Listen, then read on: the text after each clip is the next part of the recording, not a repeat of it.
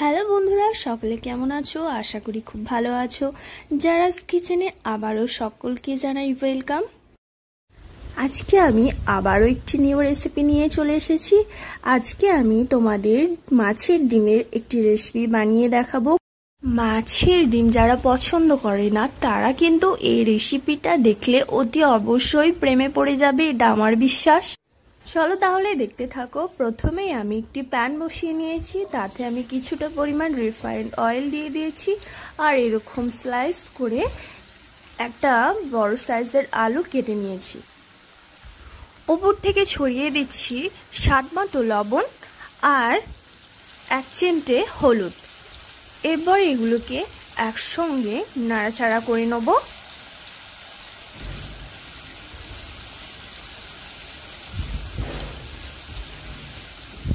Medium ফ্লেমে এটাকে নাড়াচাড়া করে নিয়ে ঢাকনা চাপা দিয়ে দেবো। পর আমি নিয়ে নিয়েছি 4 কোয়া রসুন, 1 ইঞ্চি আদা, 2টো কাঁচা লঙ্কা। এরপর এগুলির একটা পেস্ট বানিয়ে নেব। তারপর এদিকে আমি একটি মশলা রেডি করে নেব। নিয়ে নিয়েছি 1/2 চামচ ঝাল লঙ্কার গুঁড়ো, 1/2 চামচের একটু বেশি হলুদের গুঁড়ো, 1 চামচ ধনে গুঁড়ো আর 1/2 চামচ জিরে গুঁড়ো। সামান্য পরিমাণ জল দিয়ে এটাকে গুলে নেব। ব্যাস, মশলা রেডি।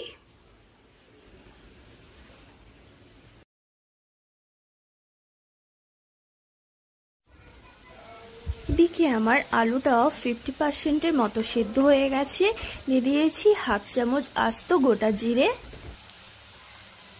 এরপর 2টো মিডিয়াম সাইজের পেঁয়াজ আমি স্লাইস করে কেটে দিয়ে দিয়েছি।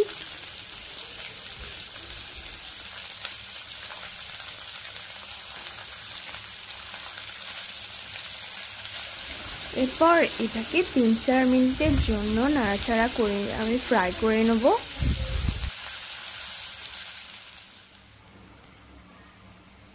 তিন চার মিনিট ফ্রাই করার পর পেঁয়াজের কাঁচা গন্ধটাও চলে গেছে আর পেঁয়াজটা খুব ভালোভাবে সেদ্ধ হয়ে গেছে। এই পর্যায়ে আমি যে আদা রসুনের পেস্টটা করে রেখেছিলাম সেটা এর মধ্যে দিয়ে দিচ্ছি। এরপর এগুলিকে 2 মিনিটের জন্য নাড়াচাড়া করে নেব, তাহলে এর কাঁচা গন্ধটা চলে যাবে। তারপর আমি দিয়ে দিচ্ছি যে মশলাটা আমি রেডি করেছিলাম সেটার মধ্যে দিয়ে দিলাম। আর এখন আমি 2টো মিডিয়াম সাইজের টমেটো স্লাইস করে কেটে এর মধ্যে দিয়ে দিয়েছি।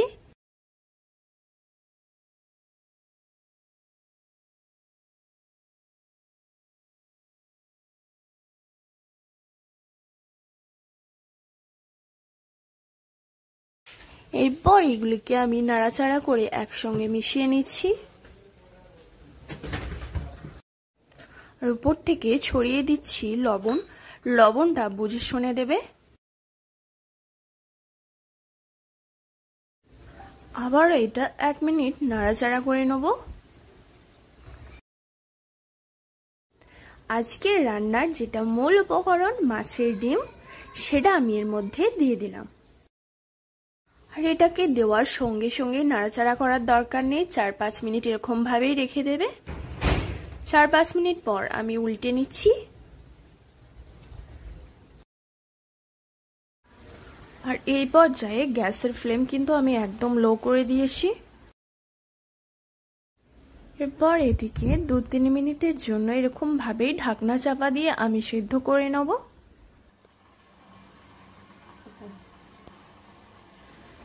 এরপর 2-3 মিনিট পর আমি ঢাকনাটা খুলে নিচ্ছি। দেখতে পাচ্ছ কালারটা কিন্তু একদমই চেঞ্জ হয়ে গেছে।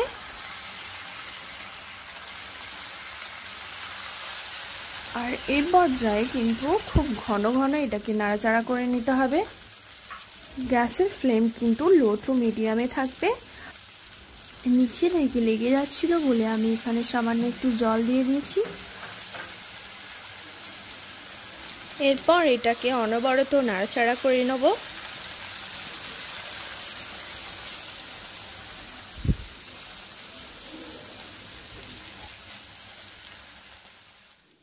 ফিরে এলাম 5 মিনিট পর। দেখতে পাচ্ছ আলুর সঙ্গে ডিমটা খুব সুন্দরভাবে মিশে গেছে। আর এখন আমি একটা মিডিয়াম সাইজের ক্যাপসিকাম আর পেঁয়াজ এরকম বড় বড় টুকরো করে এর মধ্যে দিয়ে দিচ্ছি।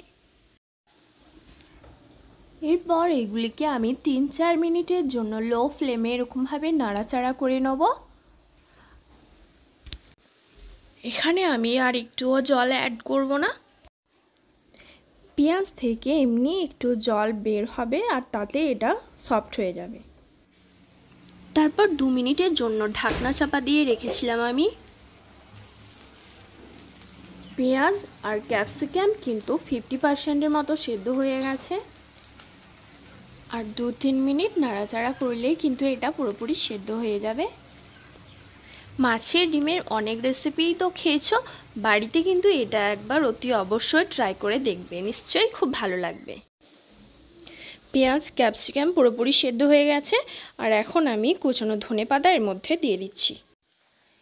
এরপর এটাকে 1 মিনিটের জন্য নাড়াচাড়া করে নিয়ে গ্যাসের ফ্লেমটা আমি অফ করে দেবো। এরপর এটিকে একটি পাত্রে পরিবেশন করে তোমাদের দেখাচ্ছি। এটা কিন্তু গরম ভাতের সঙ্গে আবার রুটির সঙ্গে খেতে কিন্তু ভীষণই ভালো লাগবে। তাহলে বন্ধুরা, এরকম নিত্য নতুন রেসিপি পেতে হলে কিন্তু আমার চ্যানেলটিকে অবশ্যই সাবস্ক্রাইব করতে হবে। তার সাথে লাইক শেয়ার কমেন্ট করতে একদম ভুলো না। ভালো থেকো, সুস্থ থেকো, দেখা হচ্ছে নেক্সট